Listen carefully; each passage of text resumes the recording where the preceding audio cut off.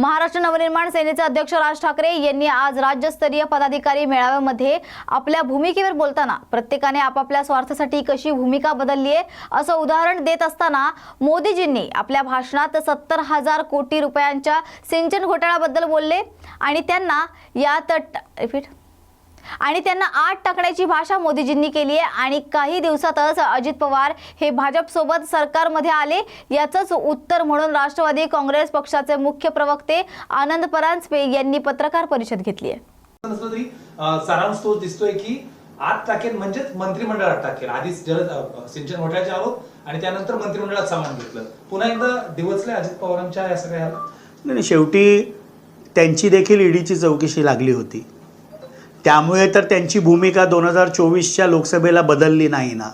त्यामुळे ते महाराष्ट्रातील मोठे नेतृत्व आहे, अधिक याच्यावर न बोलता केवळ आत्मचिंतन त्यांनी हे करावं की येणाऱ्या काळामध्ये त्यांच्या पक्षाचं वाटचाल कशी राहील, त्यांचे पदाधिकारी त्यांच्या पक्षात कसे राहतील, अन्य पक्षांमध्ये काय चाललंय यापेक्षा आपल्या पक्षाच्या पुढच्या वाटचालीचं चिंतन त्यांनी केलं तर ते त्यांच्या पक्षासाठी अधिक संयुक्तिक राहील। मागील निवडणुकीमध्ये लोकांनी आम्हाला मतदान केलेलं आहे, पण केलेलं मतदान गायब असं होणार असेल तर मग निवडणूक लढवायची कशाला, असा त्यांचा अर्थ आहे। शेवटी लोकशाहीमध्ये निवडणूक लढल्याशिवाय का आपल्याला आपल्या पक्षाची ताकद कळते।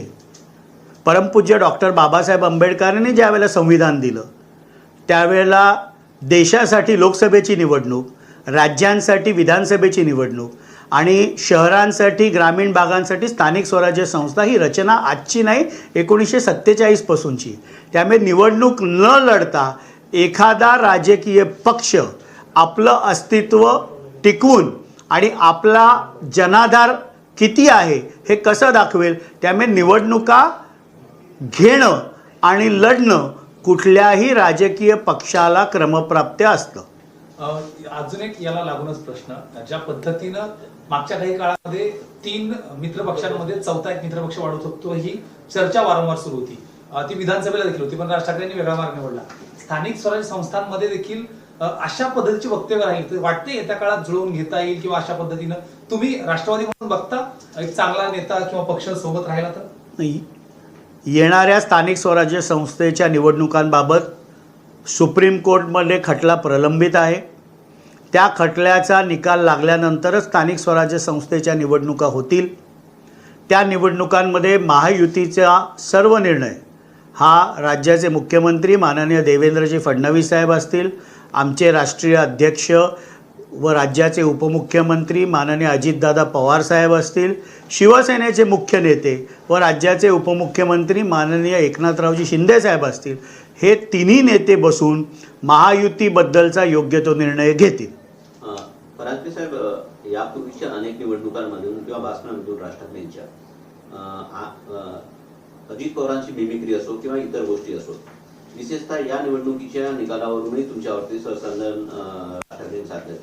अजित पवारांवरती एवढा प्रेम का आहे राज ठाकरेंचं? शेवटी हा त्यांना तुम्ही विचारलं पाहिजे, पण माननीय अजितदादा पवार साहेब हे कायम लोकांमध्ये राहणारे नेते आहेत, महाराष्ट्राच्या विकासासाठी निर्णय घेणारं नेतृत्व आहे, जनसामान्यांच्या हिताचं विचार करणारं नेतृत्व आहे आणि म्हणून महाराष्ट्राची जनता ही त्यांच्यावर प्रेम करते। वेगळी राजकीय भूमिका घेतल्यानंतर देखील महाराष्ट्राच्या जनतेने त्यांच्या नेतृत्वावर विश्वास ठेवून महायुतीमध्ये 42 आमदार राष्ट्रवादी काँग्रेस पक्षाचे निवडून आले। एक त्याचा मुद्दा आहे, खासदार सुप्रिया सुळे यांनी असं म्हटलं आहे की ऑफिस ऑफ प्रॉफिट या संदर्भामध्ये ते गृहमंत्र्यांची भेट घेणार आहे आणि अशा संदर्भात मंत्रिमंडळाची कारवाई केली जावं असं ती मागणी करणार आहे। नक्कीच त्यांच्याकडे जर त्यांना वाटत असेल की ऑफिस ऑफ प्रॉफिटची केस झालेली आहे तर त्यांनी गृहमंत्र्यांकडे जाऊन तक्रार करावी। शेवटी लोकसभेच्या मोठ्या नेत्या त्या आहेत, राष्ट्रवादी काँग्रेस पक्ष शरदचंद्र पवार गटाच्या। लोकशाहीमध्ये त्यांना हा तक्रार करायचा अधिकार नक्कीच आहे।